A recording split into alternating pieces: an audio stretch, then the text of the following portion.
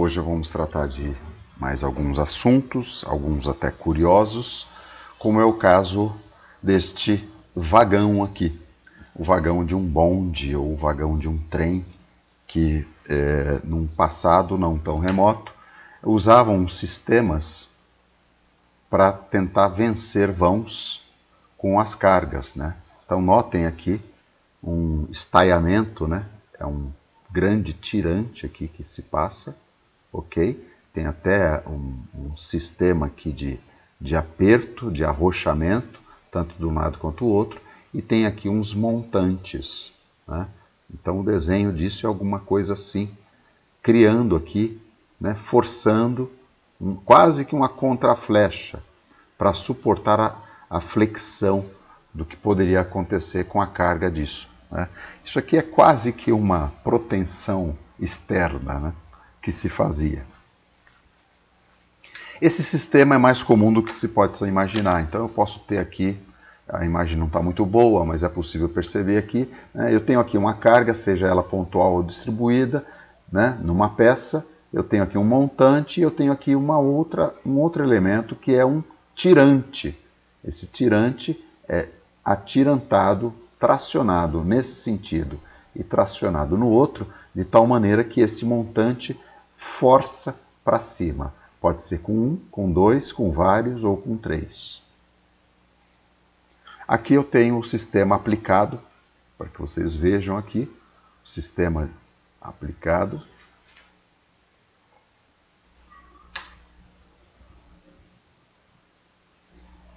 Vou mostrar aqui como acontece, né? Então eu tenho apoios quaisquer, tem um elemento aqui, no caso aqui, isso aqui é uma peça metálica, né? Então há uma tendência com a carga aqui aplicada, isto ter uma deformação, eu estou exagerando com essa deformação, ali está a linha neutra de toda a peça horizontal, né?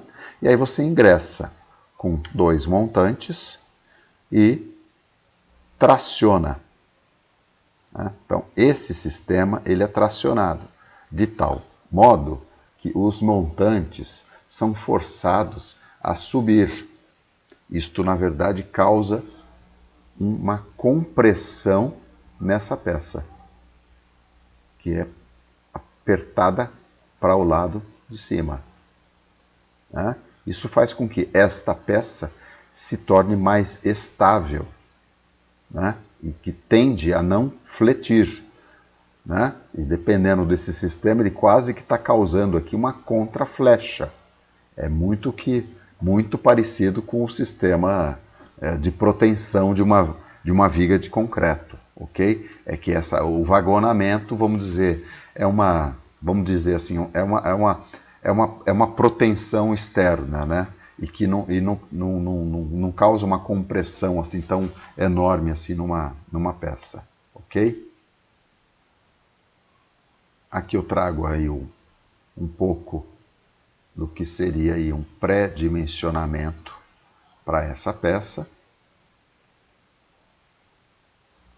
Então aqui eu tenho a elevação da peça, com o L total, o L parcial entre montantes. Aqui é um corte, uma seção aqui, ó, onde eu mostro a peça, o montante e o tirante, ok? E aqui eu tenho o ângulo no mínimo 15, tá? E aí segue aqui, ó. Então vocês podem anotar isso, fazer um print dessa tela. Isto serve muito bem como um pré-dimensionamento para outras aplicabilidades que eu devo mostrar aqui na sequência. Essa é a casa da grelha, a casa de 4 arquitetos aí, o escritório FGMF, né? Quase que uma casa emblemática, já está se tornando aí uma casa quase emblemática na arquitetura paulistana, ok?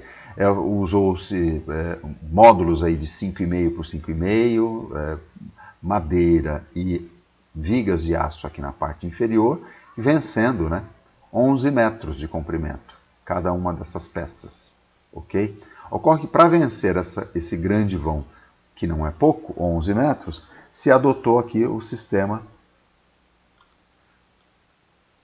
de vagonamento, tá? Então essas peças estão todas vagonadas para poder vencer com essa alma, né? Muito baixinha aqui que tem, ok? E aqui um zoom, né? Entre pilares aqui, desses apoios funcionando perfeitamente a compressão, e eu tenho aqui, ó, o vagonamento. No caso aqui são 3 tirantes contra essa peça, empurrando, na verdade, essa peça para cima, formando um apoio, na verdade, intermediário, sem que este toque o chão, porque os apoios estão ali adiante, né? É um sistema curioso, mais comum do que a gente possa imaginar. E aqui é o Sebrae do Grupo SP, mais o Margoto aí, arquitetos paulistanos, que desenvolveram esse projeto em Brasília, ok? E eu tenho aqui um super vão, seguramente isso passa de 20 metros, fácil, né? Entre esses apoios aqui, ok? Uma super cobertura aí, uma super cobertura zenital aí desse pátio, tá? Pé direito, quase 4 pés direitos aqui, né? Você tem aqui o térreo, mais 2 pisos, mais esse vão todo ventilando esse espaço, ok? Tem espelhos d'água, naturalmente Brasília é um clima muito seco, né? Então isso aí cria aí um microclima bem agradável, imagino eu, no local, tá? E agora vamos entrar um pouquinho num sistema de madeira, né? Isso é um projeto do Renzo Piano, o Centro Cultural Marie Tibal, Jean Marie Tibal. É um sistema misto, concreto e estrutura metálica, né, em que se adotou rótulas metálicas com tirantes metálicos e peças em madeira, né, como se fosse o CLT, aquele laminado, ok? E coberturas metálicas. É um sistema fantástico, essa obra é magnífica do ponto de vista de contextualização, né? Não só contexto geográfico, territorial, mas penso eu que também um contexto cultural, né? Uma vez que aí é quase uma ilha, vamos dizer assim, de indígenas, né? Uma área de tribos aí, né? Em que ele adota aí um aspecto tectônico que muito se aproxima aí de um adorno, de um adereço de cabeça, ou até mesmo as antigas habitações, né? É muito interessante esse projeto. E ele cria aqui uma vedação, né, com um sistema muito ventilado, né? Uma parede dupla, quem quiser se aventurar aí ao projeto, é muito interessante, né? Se é aluno que está comigo em arquitetura e urbanismo moderno e contemporâneo, seguramente vai ter que passar por esse projeto, porque eu tenho esse projeto quase como uma das obras-primas do Renzo Piano. E eu trouxe esse outro material, foi aí de um congresso, né? Congresso Nacional, que aconteceu em 17, né? Sobre o uso da madeira e os avanços do uso da madeira no nosso país, né? E o reflorestamento, né? E aqui eu trago aqui, né, a nossa velha e boa treliça plana, treliça essa que entre apoios, ela está funcionando ascendente com essas diagonais, que é a chamada Oway, e que estas ascendentes, elas funcionam a tração. Mas disso vocês ainda devem lembrar. E aqui eu trago também um contemporâneo nosso aqui, muito próximo, tem uma empresa em Suzano, chamada Crossland, que trabalha com madeira, é muito recente ainda, ela é uma empresa que seguramente deve ter aí perto de 10 anos, um pouco mais ou um pouco menos, e essa é uma escola Concept, a unidade de São Paulo. Tá? É um sistema bem interessante. Ele mesclou em alguns momentos aqui a estrutura metálica, né? Com alguns tirantes, algumas rótulas, né? E eles trabalham não só com estrutura de madeira, mas eles também trabalham com vedações de madeira. Então, painéis verticais, como paredes, que acabam sendo estruturais também, e com mesas, né? As mesas de cobertura, mesas de laje, mesas de piso, tá? É muito curioso, muito interessante o sistema. Tudo madeira de reflorestamento, tá? Pinos. Ela é laminada, cruzada ou simplesmente a laminada e colada. Tá? Tá aqui, ó. Dá para ver os vãos, que são bem generosos esses vãos, tá vendo? Aqui foi a quadra da escola, tá? O acesso está aqui, ok? E isso aqui é uma quadra, tá aqui ela pronta já com a pintura pronta, vencendo esse super vão aqui. Tá? Aqui eu consegui de um aluno que estava desenvolvendo o sistema e parece que teve contato com o pessoal da Croslan e que gentilmente passou isso para esse aluno e que eu estou pegando até para divulgar esse material, porque é por demais interessante, né?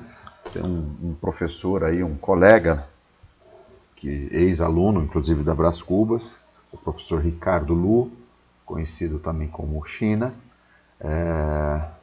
que está desenvolvendo, inclusive, alguns trabalhos com esse sistema. Aliás, a Prefeitura de Suzano, se não me falha a memória, fez algumas ampliações de algumas escolas usando esse sistema, não só na estrutura, mas também nas vedações, ampliando salas de aula, enfim, depois eu vou até me inteirar disso para tentar complementar aqui, se é que eu conseguiria fazer uma edição desse vídeo. Tá? Então aqui tem um pré-dimensionamento geral, né? Esquemas de tesouras, né? Algumas treliças, né? Você veja que vence até 60 metros, né? Com H sobre 12, H sobre 15, tá certo? Né? Esse aqui é o espaçamento entre as vigas, né? Entre os próprios sistemas, né? Melhor dizendo, eu acho que é o espaçamento entre as treliças, né? De 4 a 10. Isso porque também depende da outra estrutura no outro sentido para suportar as coberturas. Tá? Aqui, ó, continuação dessa tabela, mas como ilustração, aí vocês têm como capturar essas telas. Tá? Isso aqui é em autoria da Croslan. A supervisão lá e o proprietário, se não falha a memória, é técnico, é um engenheiro, então sabe o que está fazendo. Já olhei o site, é muito interessante, de muita qualidade mesmo, tá? Uma coisa assim super contemporânea, né? Você fazer hoje uma construção seca, né? Sem desperdícios, né? É algo assim fora da caixinha, né? A gente pode pensar muito nessas possibilidades, ok? E aqui é outro sistema, deixa eu voltar aqui, eu tenho aqui um que pode até ser rotulado, né? Articulado aqui, esse aqui pode até ser triarticulado, como está mostrando aqui. Esse aqui também pode ser triarticulado, ok? Esse aqui pode ser até biarticulado. E esse aqui está sendo biarticulado e esse aqui pode ser triarticulado, que é o máximo que a gente consegue numa cobertura, tá? E aí vem os outros sistemas, inclusive ver, olha que curiosidade, acabei de falar. Falei de vagonamentos, tem aqui o vagonamento, tá? Tem aqui o vagonamento aqui, ó, também com o pré-cálculo dele aqui, ok? Que ele coloca aqui, tá certo?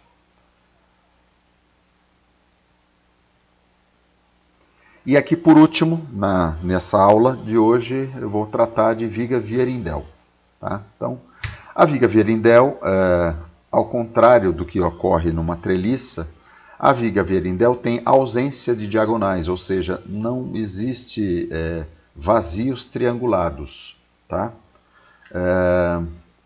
que que acontece? Depois eu passo um vídeo para vocês sobre isso na próxima aula, né? A sequência dessa, até para ilustrar o que que acontece numa viga, numa treliça e também o que acontece numa Vierindel. Tá?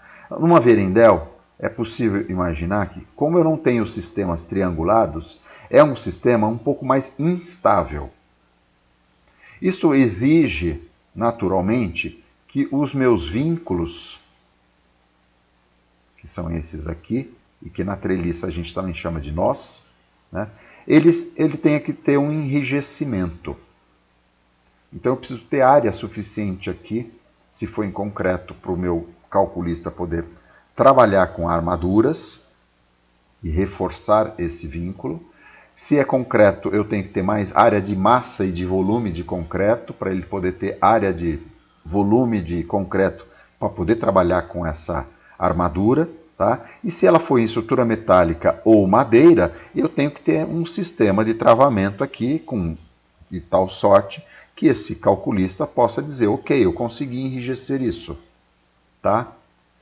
Para poder dar a estabilidade. Né? Então, por conta disso, a Vierindel é muito menos utilizada do que a viga treliçada, ok? Mas isso não impede você fazer uso de uma Vierindel, que também pode ser em estrutura metálica ou em madeira. Desde que ela não tenha diagonais e triângulos, ela passa a ser uma Vierindel, ok? E tal como a treliça, a Vierindel, né, faz muito jus a ser duas peças, paralelas e longilíneas. Por que longilíneas? Porque elas são usadas, tanto a treliça quanto uma Vierindel, só faz sentido ela ser utilizada para se vencer um grande vão. Caso contrário, não faz muita justificativa você utilizar um sistema como esse. Okay? Já que se usa esses sistemas para pontes, pontilhões, né, onde passa locomotiva, passa trem, passa caminhão, passa altas cargas, por que não nós termos um edifício que a carga é muito menor, inclusive não tem empuxos, né? Ocorre que para isto acontecer, eu preciso de uma certa proximidade desse sistema, ou melhor dizendo, deste elemento Vierindel com o outro elemento Vierindel, de tal modo que esta estrutura que vai vencer desta Vierindel até aquela não seja uma estrutura muito alta. Então não faz sentido eu usar aqui quase 40 metros de comprimento e usar os mesmos 40 aqui. Eu precisaria praticamente de uma Vierindel no outro sentido. Tá? Então eu tento mostrar isso para os alunos e eles parece que não entendem. Então voltem um pouquinho, vejam a outra aula de treliças, onde eu mostro a aplicabilidade de treliças, e vocês vão perceber que os edifícios que eu mostro, os exemplos, uma treliça distante da outra, está aí na ordem de 12, de 10, de 15, de 8 metros, não muito além disso. Porque, caso contrário, eu teria que ter uma estrutura tão alta que ela iria ultrapassar a altura desse banzo, a ponto dela começar a aparecer, né, como forma de estrutura. Tá? Então tem aí um limite para a gente poder trabalhar com esses elementos aqui. Tá? Então, um esquema para se entender, eu tenho ali uma Vierindel, eu coloco uma outra Vierindel no outro sentido, e essa estrutura, que aqui, no caso, são as minhas vigas, né, elas encaixam nessa Vierindel, vencendo este vão, que é um vão infinitamente menor do que o outro. Tá? Ok? Estou mostrando aqui vazio, mas para vocês entenderem. Né, eu preciso travar esse sistema. Então, mesmo que seja um pontilhão em treliça ou um pontilhão que passa trem em Vierindel ou em treliça, você vai ver o trilho aqui embaixo e você vai ver um travamento lá em cima, porque você precisa travar esse sistema. No nosso caso aqui, nesse exemplo, eu venho com uma cobertura sobre esse travamento. Tá? Qualquer cobertura, pode ser uma laje jardim, pode ser um telhado, pode ser uma estrutura leve, né? Se você não vai ter uso, pode até ser uma estrutura leve. Ok? E vamos a mostrar aí um pouco dessa aplicabilidade. Esse é o SESC da Vila Mariana, do Bonilha, né? Eu tenho aqui uma Vierindel que vence uma piscina semiolímpica, que tem 25 metros, mais a passagem ali de 2 a 3, mais a outra passagem. Essa Vierindel está vencendo próximo aí de 30 metros, ok? E dá para perceber aqui que ela vence desse apoio até aquele outro. Daí eu tenho aqui uma estrutura, novamente você está vendo aqui, né? É uma nervura, certo? Uma laje nervurada aqui vencendo esse vão, que não passa muito da ordem aí dos nossos 10 metros, né? Se você for imaginar, cada raia dessa tem 2,5, né? Então eu tenho 2,5, 2,5, 2,5, já cheguei a 7,5, mais um pouco que eu tenho aqui, mais a rampa ali, eu tenho aqui não muito mais do que os nossos 12 metros, qualquer coisa próxima disso, tá? Aqui uma outra vista, né, mostrando o outro lado, tá? Tem um compartimento ali que a gente já vai olhar. Projeto de Jerônimo Esteves Bonilha. Aqui uma outra tomada dela. Só curiosidade, esse lindo painel é um painel da Tomi Otaki. E aqui a área interior dessa viga para dentro, né? Ali a Vierindel, ok? Novamente aqui eu estou vendo aqui uma laje nervurada, né? E daqui de dentro você tem todo o visual, o acesso visual aí para o interior dessa área de piscina. Tá? Aqui um outro exemplo do Lelé, glorioso João Filgueiras Lima, o Lelé. Nos deixou aí um grande legado para nós, arquitetos, estudantes dos sistemas estruturais e construtivos, né? Camarada muito inteirado aí dos sistemas estruturais e muito preocupado, sempre desenvolveu os seus trabalhos com muito contundente a maneira como ele pensa as tecnologias, né? Acho que vale a pena aí a pesquisa de vocês, tá? João Filgueiras Lima, o Lelé. E isto aqui, que a gente está vendo aqui na imagem, é uma obra, uma casa de um ministro em Brasília, né? Em que inteligentemente o Lelé, né, faz uso de uma hexagonal, porque a própria forma hexagonal te permite uma massa maior, onde eu preciso ter as massas maiores, porque eu preciso enrijecer esses vínculos, tá? No caso aqui não é uma articulação que possa ser rotulada, tá? Diferente de uma treliça, que eu posso rotular, e nos cálculos, inclusive, é como se ela fosse rotulada, é diferente desse sistema aqui, né? E ele também usa aqui um desenho muito inteligente, muito interessante, né? Que é quase um 3D, né? Vocês estão vendo aqui que é um 3D, existe um volume aqui, né? E esse volume, ele também usa esse volume para aumentar o volume de concreto na área que precisa ter esse volume aumentado. Porque aqui é que eu enrijeço esse sistema, ok? E nota aqui a proximidade dessa peça com aquela outra lá adiante, que é a irmã dessa, né? E aqui, ó, a largura, né? Versus o que é o nosso comprimento aqui dessa Vierindel, ok? Isto é em concreto, tá? Essa também é uma peça em concreto, Hospital Sara Kubitschek, né? Qualquer um estudante de arquitetura que queira desenvolver projetos da área de saúde, né, para cumprir qualquer que seja a necessidade humana, um posto de saúde, um simples UBS ou um hospital, vai passar necessariamente por estudar as obras os hospitais da rede Sara Kubitschek, no qual o Lelé tem grande participação aí nesses projetos. E aqui não é diferente, né? Um dos hospitais Sara Kubitschek, ele trabalhou com um sistema de Vierindel, né? Vierindel deste lado e Vierindel do outro, né? Apoiando aqui esses pontos, e ele faz esse jogo, né? Intercalando e apoia nesses volumes na vertical, que são volumes, naturalmente, onde estão aí as circulações, né? Verticais, escadas e elevadores. Isto dos dois lados, né? Esse jogo aqui serve para algumas coisas, né? Ele cria as áreas de internação, dando para esse vazio e muito preocupado com a saúde dos que estão internados ali por mais de uma semana, 10 dias, ele cria o desenho de uma maca muito inteligente, né, em que tem um tubo em forma de arco que passa sobre essa maca, onde você pode puxar e arrastar a maca através desse tubo, e nesse próprio tubo você pode pendurar o soro, né? Então o paciente não precisa sair da maca, essa maca tem um rodízio, e você carrega a pessoa com o soro para essas áreas que são os solariums, né? Das áreas de internação. É por demais interessante e curioso, né? Esse projeto, muito, muito bacana.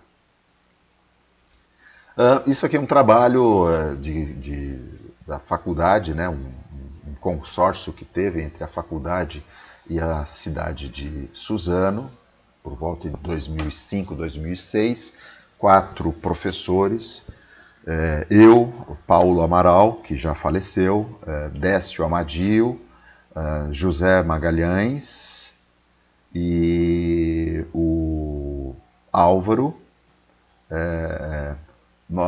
Álvaro Fernandes. Nós desenvolvemos os projetos da orla ferroviária e da expansão urbana, né? Os planos diretores da cidade de Suzano, né? Mais precisamente a orla ferroviária e a expansão urbana. Tá? E aqui é uma travessia, né? Uma via aérea pensada aqui com uma estrutura metálica, podendo ser uma treliça, podendo ser uma virindel, em que você ligava 2 polos da cidade, né? Norte e sul, transpondo, na verdade, a área de ferroviária, né? A própria orla ferroviária. Né? A ideia era ligar através de edifícios que pudessem ter usos públicos, né? Em que você adentra esse edifício de uso público, né? Ora estacionamento, ora uso público, e desse uso público você ingressa numa via aérea que poderia também ter os seus momentos, né? Exposições, lanchonetes, lojas, etc., até chegar num outro ponto do outro lado da cidade, né? Do outro lado da via férrea, né? Mais a norte, né? Dentro de um outro edifício que pudesse também ter esses usos. Né? Então aqui é uma proposição, né? Que envolve algumas alternativas de cenário urbano, tá certo? Que não vem ao caso aqui agora, mas como é para a faculdade de arquitetura, geralmente estudantes de arquitetura que olham esses vídeos, eu me sinto aqui na obrigação de explicar um pouquinho o que está nesse singelo croquis que eu fiz aqui. Tá? Então aqui está a estação, né? a ferrovia, tá certo? A ideia era ter uma grande praça aqui, longilínea, né? Aí, enfim. Tá? Aqui um pouco esse estereótipo, né, com as transposições, alguns pontos. Né? Essa transposição, de certa maneira, foi feita. O plano diretor iniciou ali por 2005, foi aprovado por volta de 2015, 2016, implementado parte dele já nessa própria época. Né? Então hoje a gente já consegue ver ali uma transposição, né? Desde a rodoviária, que é isso aqui, até o outro lado da via, né? Ligando a área norte a sul, né? Transpondo essa via férrea, né? E passando, na verdade, por dentro da estação, da nova estação ferroviária, que aqui o grupo de professores tinha idealizado, na verdade, um parque, podendo ser um parque linear, abrigando aqui alguns edifícios e a própria estação. Né? Na época nós não tínhamos ainda o desenho dessa estação, senão nós teríamos de alguma forma incorporado esse desenho a essa possibilidade, porque isso aqui é só uma ideia do que poderia ser esse cenário. Tá? Aqui, mais uma vez, hoje a transposição, se não me falha a memória, ela é uma Warren, que foi feita lá. Né? E em 2006 eu fui convidado aí pelo professor Álvaro Fernandes Dariza a desenvolver um projeto na própria Brás Cubas aí, né? ampliando, na verdade, a biblioteca existente, né? Não sei se vocês sabem, mas o projeto do campus é do Eduardo Corona. Eu quase que cheguei a ser aluno dele, né? Quando eu ingressei em 82, havia poucos anos que ele havia saído da faculdade, né? Mas ele não deixa de ser aí um dos grandes patronos dessa faculdade, né? Junto com ele o Nise de Mello, Eduardo Augusto Nise de Mello, né? E aí, respeitosamente, nós mantivemos o desenho, né? A biblioteca antiga, né? Em concreto, né? Super respeitosa ali com o entorno, e eu propus aqui uma estrutura aérea, metálica, leve, mais envidraçada possível, mais transparente possível, né? Com muita distinção dela para o desenho original, tá certo? Que era em concreto, né? E aí aqui eu tenho um pré-dimensionamento, né? Isso só chegou a ser um estudo, isso não passou pelo crivo de nenhum calculista, né? Mas aqui tem um desenho, né? Que eu implementei aqui um desenho onde eu imaginei os vínculos mais reforçados. A ideia era entrar com uma virindel, não com uma treliça, né? Entendendo que a treliça vence os vãos de maneira mais fácil, né? Porque ela é muito mais estável do que uma virindel, tá certo? Daí e mais barata também, inclusive, né? Uma treliça acaba sendo mais barata. Mas a minha ideia era garantir aqui um pouco mais dessas envasaduras, né? Aqui tem o perfil disso, né? Eu imaginei aqui alguns brises, né? Livrando aqui um pouco essa face que é a face leste, né? Tem a face oeste que não está desenhada, mas parte da face oeste está sendo ocultada por esse edifício, que é o edifício da saúde, né? No pôr do sol ali, eventual, né? O próprio edifício aqui faria um pouquinho de sombra aqui. Mas enfim, aqui está um pré-dimensionamento, né? Então você tem o H aqui, que é esse, tá certo? No nosso caso é o 14% mesmo, né? Ok? E isso estava vencendo, se não me falha a memória, perto aí de 35, 40 metros, se não me falha a memória, era a proposição nossa de vencer. Tá? E eu encerro por aqui e volto numa próxima oportunidade. Um forte abraço a todos vocês.